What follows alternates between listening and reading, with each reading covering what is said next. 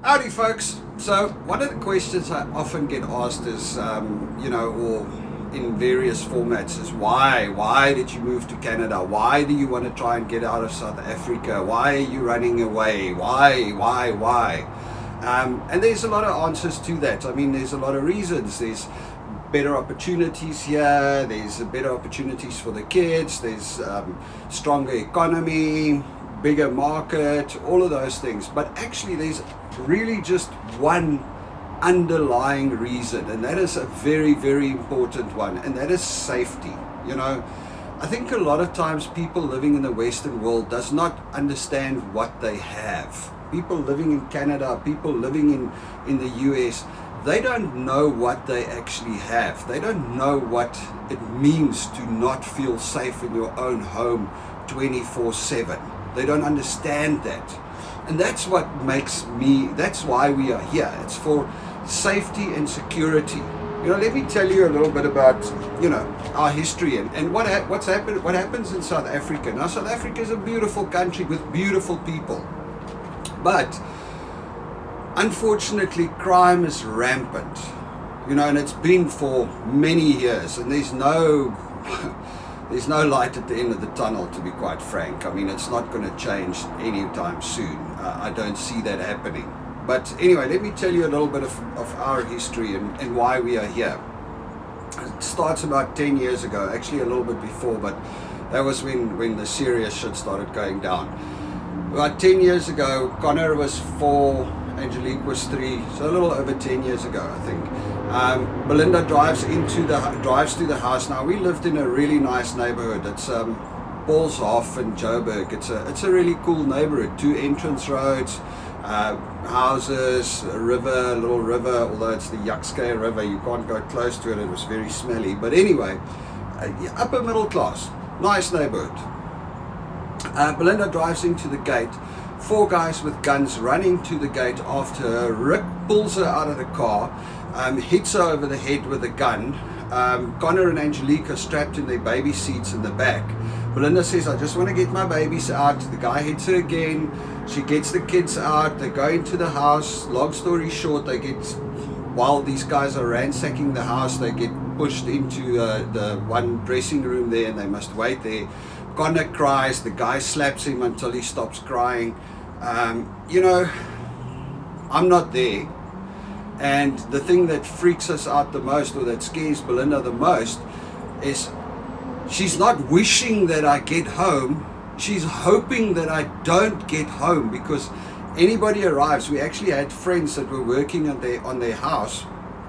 They were building at their house construction, so they lived in the one section of our house. They stayed with us for a few months, and he was on his way home. And Belinda is just like, "Hey, just get out of here. Somebody is coming." Because you know what happens when somebody walks in on that kind of situation? The shooting starts and people die. And it's not the criminals, because our mate doesn't carry a gun. So basically what these guys oftentimes do is, if somebody walks in on them, they just shoot them, especially if it's a guy. Anyway, so that was the start of it. Over a period of about 3 years, 2 to 3 years, I think we had 3 or 4 break-ins. We had that situation, that armed intrusion. After that happened, obviously we were all freaked out completely.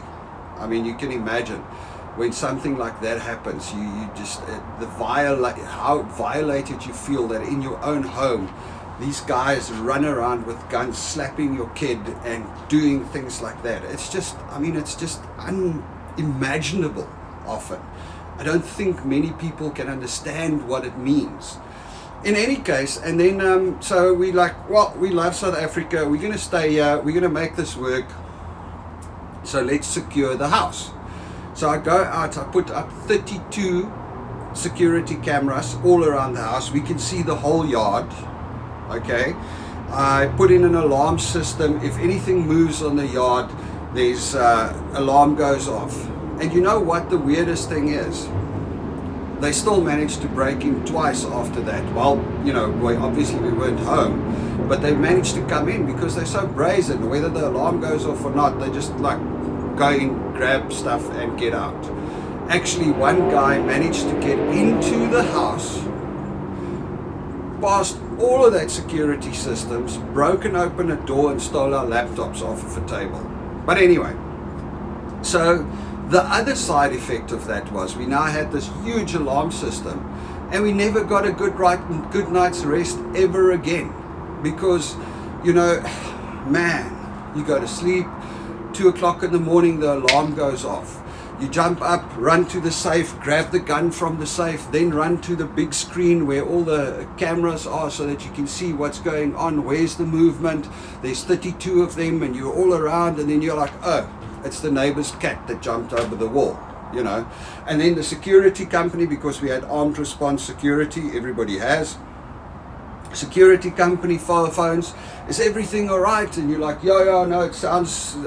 it looks okay. And if you don't answer quick enough, they send out the vans and you have lights and people running around your yard. It's just not a way to live, honestly. Well, it wasn't for us. We just couldn't do it, you know.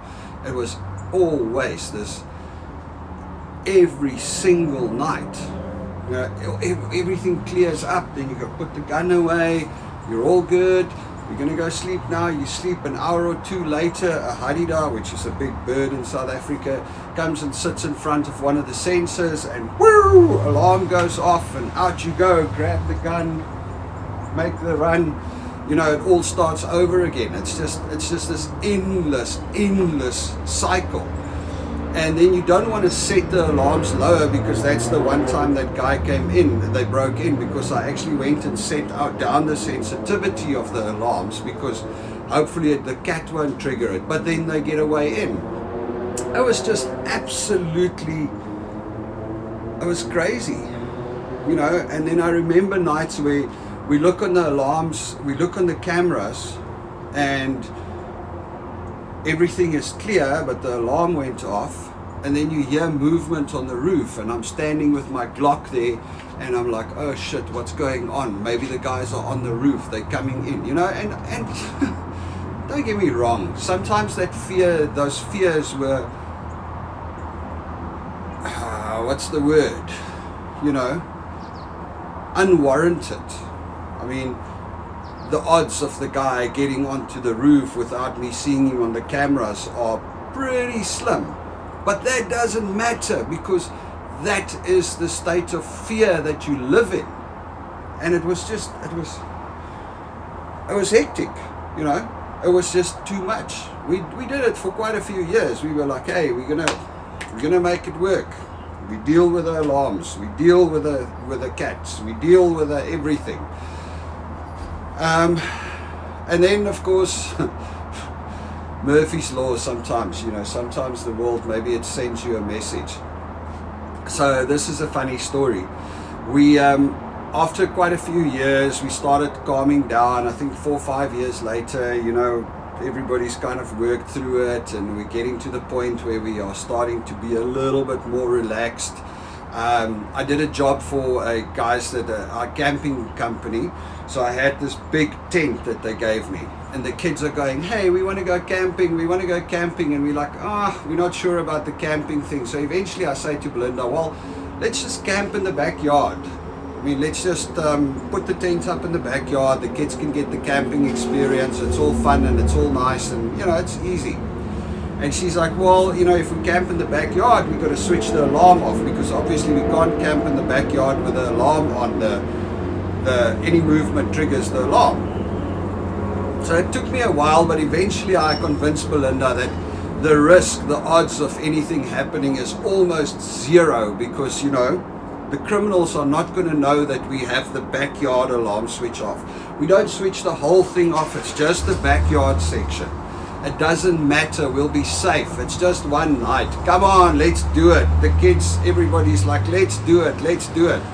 Eventually Belinda caves and she's like, sweet, let's do it. So we set up the tent, blow up mattresses, we make a fire outside, we go to sleep. 3 o'clock that morning, 2:30, 3 o'clock that morning, we hear this loud glass breaking. It's just like, don't know what the hell's going on. I jump up, I don't have my gun with me, it's in the safe inside.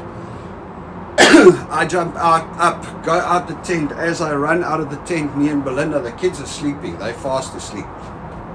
As we run out of the tent, we just check these figures, silhouettes of people jumping onto the wall and then onto the next wall. Now, we built a 4-meter high wall on the back of our property, because that's there was a road reserve, so oftentimes that's where the criminals came in from. So we had this 4-meter high wall over there, and our neighbor also had quite a high wall, and all we see is these figures, shadows coming over the wall and then again over our back wall, and away they go, you know, from the one wall to the next, and off they go. And we are obviously freaked the hell out. Obviously, like, what is going on? Phone, press panic buttons, get security. So what happened was, that was the night these guys decided to go into our neighbor's yard, broke into his garden shed, took a table or something, stacked stuff against the wall so they could jump up on the wall, then went back, grabbed a spade, smashed his giant plate glass window and stole his laptop from his table. And that happened on the one night that we have our alarm off and we go and camp in the backyard. So obviously that didn't help a lot. That actually, you know, we were just going, wow. It just happens too much, you know. Then I walked out one day into our road, into the street in front of our house. And I was standing in the street and I looked up and down the street and I was like, hang on a second, let me see. So we had the armed intrusion. That was about 5-6 years after. So we had this happen to us. The neighbor next door got home from work. They pulled him out of his car at gunpoint, tied him up and stole his car. The neighbor across the road came home from work with his little pickup truck. Some guys were waiting in the bushes next to his gate. They pulled him out at gunpoint, stole his car. The house next door had a burglary. The house next to that, the guys, a house cleaning lady and gardener were at home during the middle of the day. These guys drove up in the middle of the day. They drove up to the house. They rang the bell. When the lady opened, guns, tied her and the gardener up and stole everything. The guy, and so there was a story for every house down the street. Every house I could see had an incident. And I was like, I mean, that's just not, you know, it's not if it's going to happen. It's when it's going to happen. And the other guy, a couple of houses down, he had to go to hospital. He got shot a couple of times, because what happened there was, he also in the morning went out to go to work, and as he got into his car, the guys came in with guns, and then he carried a gun, but he wasn't going for his gun. He was like, you know, because you know that's the thing, you gotta just try and give them what they want so that they go and there's no violence, hopefully. But as he was at his car and he was standing on his knees waiting, you know, being held up, his wife walked out to come and say goodbye to him. And when his wife walked out, suddenly these guys caught a scare, because now she came out the door and then they started shooting. And then this guy also grabbed his gun, because his gun was in the car. And it was a big shootout. And he got shot a couple of times and he had to go to hospital. Luckily he survived. Yeah, it's just, oh man, when you look down the street and you go, every single property has been affected by serious crime in the last 5 years. You know that it's coming around again. You just know that. And I think that's the day we decided to duck. You know, that's the day I said, no, this is just not the way to live. You can't live in constant fear for what's going to happen next. You know, we always, like, everywhere you went, if you drive home, I mean, we would drive home at night. I can't tell you how many extra miles we drove, because we would drive home at night, and we would, like, you know, go somewhere, come on the way back home, and you see a car in your rear view mirror, and then you just don't stop at your house. You just drive past, go make a loop in the neighborhood and get rid of him, and then you only go to your house in the dark when there's nobody around, because you don't know. That's what these guys do. That's what they did with Belinda. They were driving behind her. When she opened the gate and drove in, they jumped out of the car, ran in with the guns. That's their modus operandi. Actually, a funny thing on that specific story. So that happened. They left. Belinda pressed the button, panic buttons and everything. So the security firms arrived first. Eventually the cops arrived.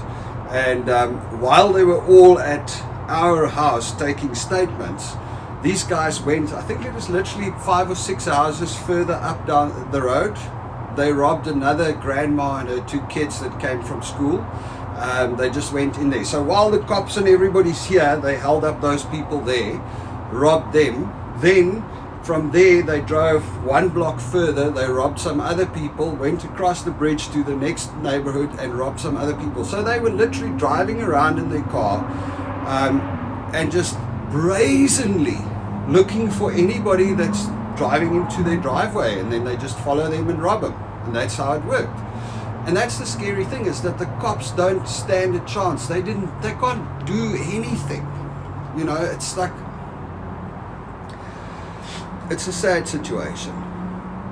At one stage, we had one of the break-ins, they broke open our front door. I mean, they smashed the thing in, and now it's not working. The lock is off and security gate damaged and all that. So we call the police.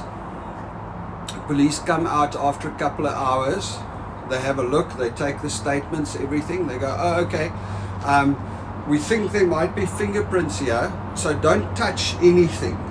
Leave the door, don't fix it, don't do anything, because the fingerprint department needs to come and take the fingerprints. So we wait. And now it's getting late afternoon. They broke in the night. We called them in the morning. Well, we luckily, I mean, in our house we had security gates, burglar bars in front of all the windows, the alarms, the wall, the cameras, but we also had gates inside the house. So there were security gates between the bedrooms and the lounge. There was a security gate between the lounge and the office. Everything was broken down into smaller little cells almost. So that's why they broke in at night, but they only got into the office and they stole the stuff there through the front door. Okay, so now we're sitting there, we're waiting. Afternoon comes, no fingerprint department. We wait. Eventually get on a call. What's happening? When are you guys coming? Oh, yeah, we won't make it today. We'll try it tomorrow. You know, so we live in this place where over the course of a few years, we had break-ins, we had an armed intrusion, and now our door is smashed open, and they're like, no, don't touch the door. We'll come tomorrow to come and take fingerprints. Just leave it open tonight. It's gonna be fine. I mean, really? So we fixed the door.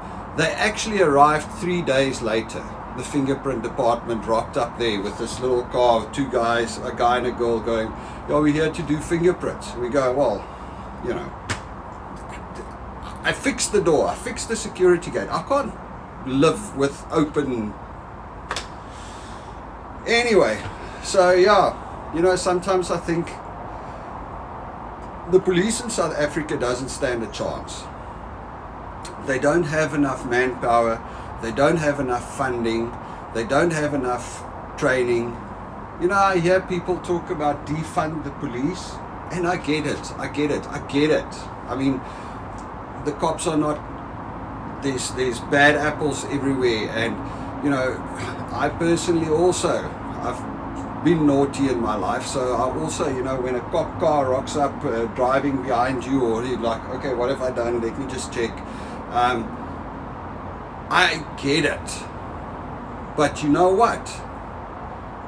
It's really, really bad when you need them and they don't rock up because they're not funded.